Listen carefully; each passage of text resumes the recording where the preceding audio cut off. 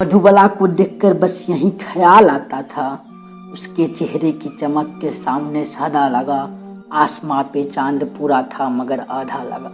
कितनी अजीब बात है ना, प्यार के इस दिन जहां दुनिया एक दूसरे के रोमांस में डूबी रहती है, वही इस अभिनेत्री के जिंदगी में प्रेम के लिए तरसती रही। मधुबाला का जन्म वैलेंटाइन डे पर यानी 1933 में 14 फरवरी को हुआ था। 1957 में फिल्म तराना से दिलीप कुमार मधुबाला की प्रेम कहानी की शुरुआत हो गई। दिलीप कुमार और मधुबाला ने एक दूसरे के पहली बार देखा था, तभी से दोनों एक दूसरे से प्यार करने लगे थे।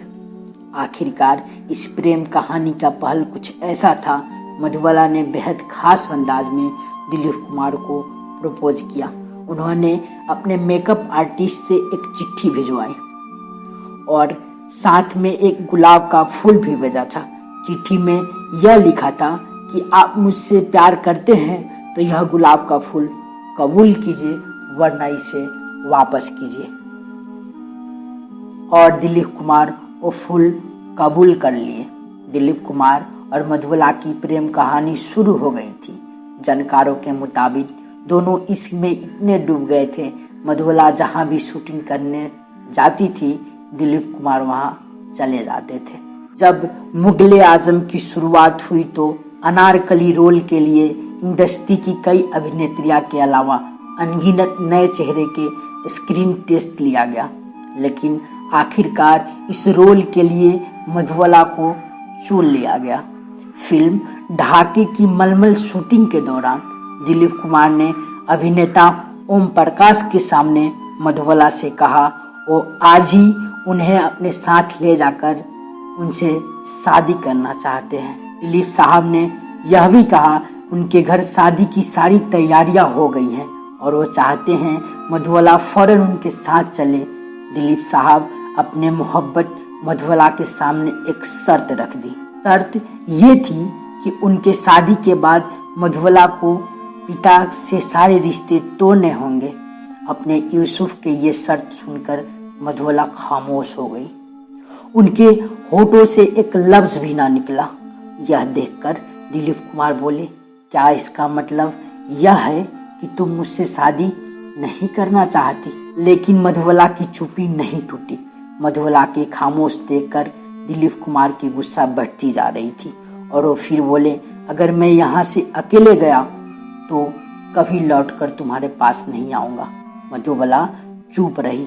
वो उनके आंखों के सामने उठकर चले गए और मधुबाला की जिंदगी से भी चले गए। दिलीप साहब मधुबाला की जिंदगी से तो चले गए, लेकिन ये दोनों अभी भी कुछ फिल्मों में साथ काम कर रहे थे। फिल्म की 40 दिन की शूटिंग भोपाल में होनी थी, लेकिन मधुबाला के पिता उताउल्ला खान ने उन्हें भोपाल भेजने से साफ इनकार कर दिया।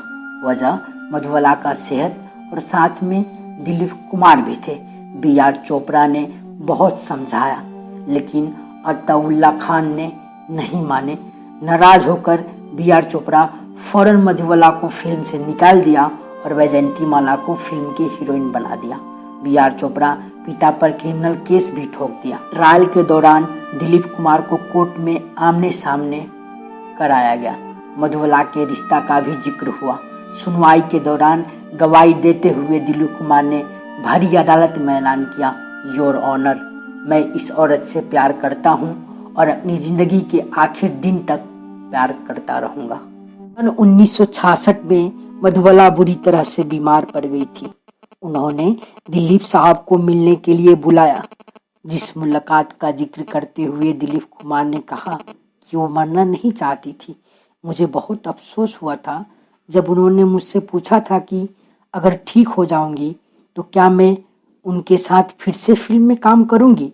मैंने उनसे कहा, तुम जरूर ठीक हो जाओगी, तुम ठीक ही हो। मैंने उनका यकीन दिलाया और वादा किया कि हाँ, मैं तुम्हारे साथ फिल्म में काम करूंगा, लेकिन ये वादा कभी पूरा ना हो सका।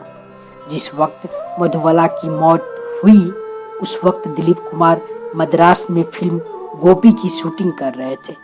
शाम को जब तक वापस मुंबई पहुंचे तब तक मधुबाला का सुपुर्दे खाक किया जा चुका था। उनकी आखिरी झलक नहीं देख सके, वो सीधे कब्रिस्तान में गए। बहुत देर तक मधुबाला की कब्र के पास खड़े रहे, देखते रहे, दुआ करते रहे, याद करते रहे वो पल जो दोनों साथ गुजारे थे। ऐसे और वीडियो देखने के लिए हमारे YouTube चैनल गोरारत को सब्सक्राइब कीजिए और बेल आइकन जरूर दबाएं।